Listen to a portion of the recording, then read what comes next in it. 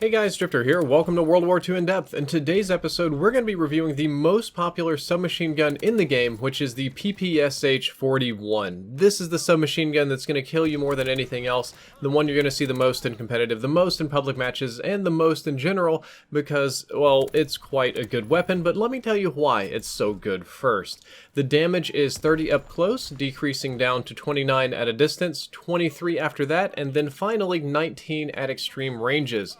What this means is that it will kill between 4 and 6 shots depending on the range, and that's actually kind of average damage for submachine guns. Most submachine guns in this game, and in most previous Call of Duty games, take between 4 and 6 shots to kill, so the PPSH isn't really that fantastic when it comes to damage.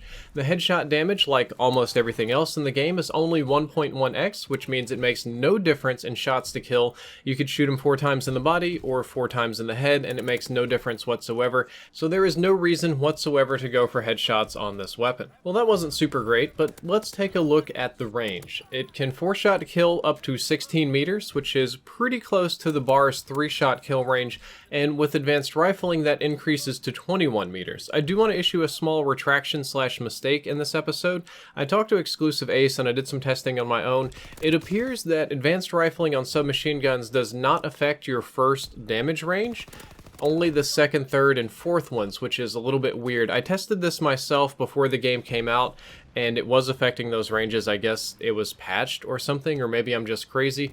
But since we have a second damage range of 29, advanced rifling does help you out, and you do get that additional 5 meters of 4-shot kill range. Rate of fire is 723 rounds per minute, and when you put rapid fire on it, it goes up to 777 rounds per minute, so it's a holy roller in that regard. And I would like to say this is really fast. It's going to feel fast because a lot of guns shoot kind of slow in this game, but it's actually kind of average. That would be a very average number compared to previous Call of Duty games.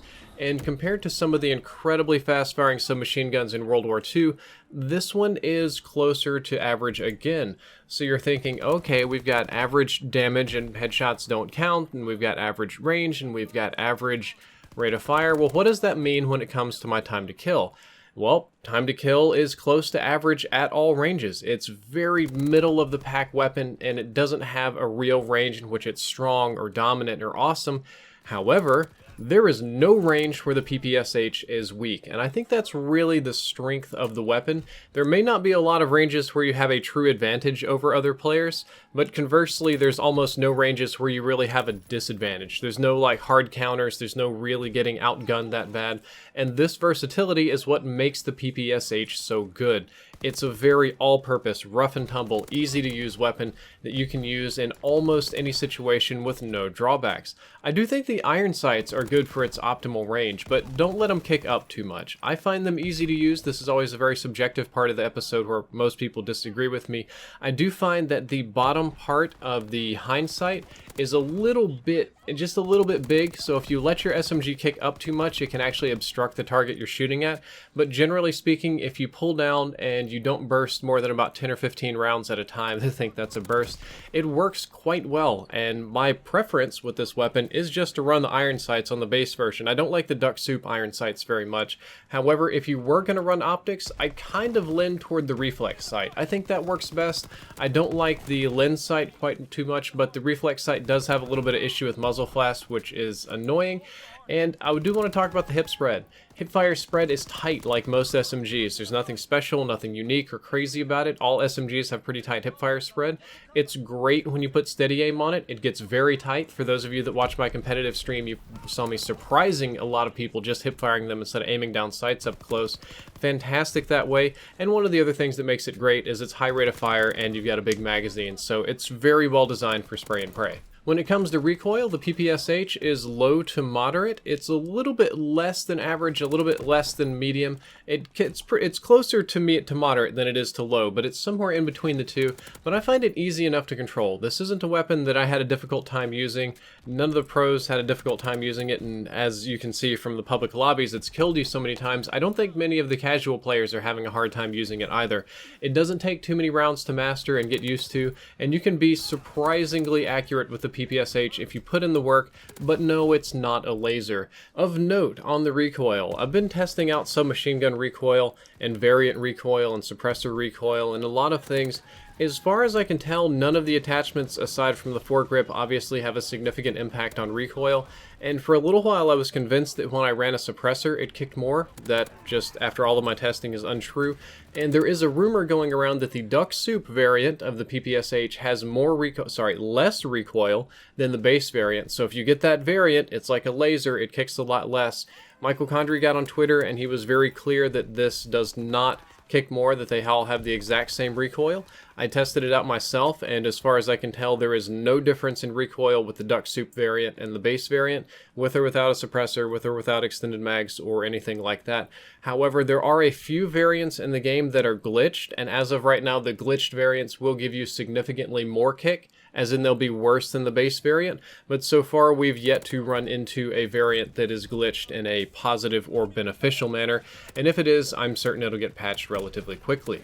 This weapon does have a lot of idle sway. It's pretty bad, but won't be a problem at most SMG ranges. If you're shooting at people at ranges where the idle sway is what's messing up your aim, you're probably using this gun wrong.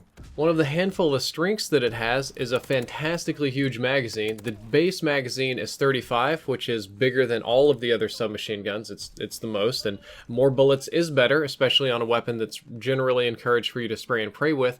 And it has the biggest magazine when you put extended mags on there. It goes up to 52, which is closer to light machine gun size. It's more than almost all of the assault rifles. It's more than double some of the assault rifles, even when they have extended mags. So you have a ton of bullets in this gun, and I do think extended mags is definitely one of the go-to attachments. I run it on almost all of my PPSH classes because then I just kind of don't have to worry about reloading very much. Or when everything goes tits up, I can just hold down the trigger and spray and scare people away. I can spray pre-aiming around corners. I can just walk into combat hip firing if I have to. It gives me a lot of options, and I would strongly recommend it.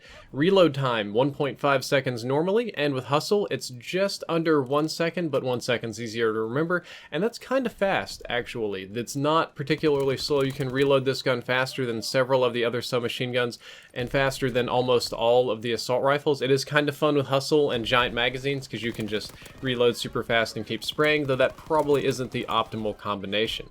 So, final verdict on the PPSH.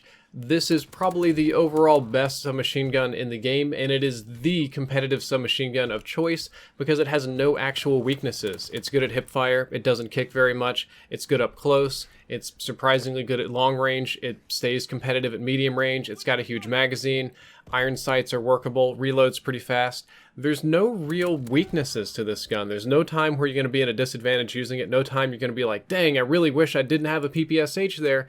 But that being said, it doesn't have a true dominant attribute or use. The bar has that awesome 3-shot range. The Type 100 is extremely accurate. The WAF up close is just a rapid-fire meme cannon and it kills stupidly quickly. You know, the Grease gun is a 3-shot gun. The M1A1 can 2-shot people. The PPSH doesn't have anything dominant, nothing special, nothing really cool to write home about, but it is very versatile and easy to use. There's no downsides, so I do think it's a very good submachine gun. I think this one pairs best with Armored Division for all-purpose objective control. I tend to like it a bit less inside of its proper division airborne because the suppressor nukes the range a little bit, and that kind of annoys me. But I think I just got spoiled. It really only has a minor effect on the range. It's only 25%, but I've been playing competitive and stuff, and I just get used to running it without a suppressor, so then I go back and I subjectively feel the difference and get salty about it. Recommended setup for public matches, I'd still probably run it with airborne and a suppressor. I'd run Hustle, extended mags, and steady aim. You don't really need a whole lot else. It doesn't kick a whole lot. You don't really need the foregrip to compensate that lack of recoil. You don't need optics because it's pretty good. Just extra magazine size and the ability to hipfire people is pretty fun. Reload fast. When it comes to competitive, I'm running it a little bit differently. I like to run it with armored and energetic. Armored allows me to take a lot of grenades, which is very nice. I can hold down objectives. Energetic is sort of the great value version of the airborne division. It increases your movement speed and lets you get around the map faster, which is good for submachine guns. Always run extended mags on it in competitive. There's no reason not to have extended mags, especially when you might need to pick multiple people or do sustained fire. And after extended mags, it's basically dealer's choice. Steady aim, as much as I'm kind of a noob and a crutch and I use it, probably not the greatest for competitive, but you don't really need a foregrip. You don't really need, well, rapid fire is banned. Advanced rifling is nice. That's always going to be a great pick. Some people would prefer optics. There's a lot of different choices. It's whatever you want. Just make sure you've got extended mags on it and you should be good to go. Do stick around for the end of this episode. I've got kind of a funny bonus clip, but that's all for now. Guys, I hope you enjoyed it. I hope you learned something useful. If you did, don't forget to like, favorite, and subscribe. Drifter out. If you want all the weapon stats for World War II in your pocket to go, then look no further than the Ultimate Utility app by Brass Monkey. It's available on iOS and Android. There are links in the description, or you can just search for it in the App Store.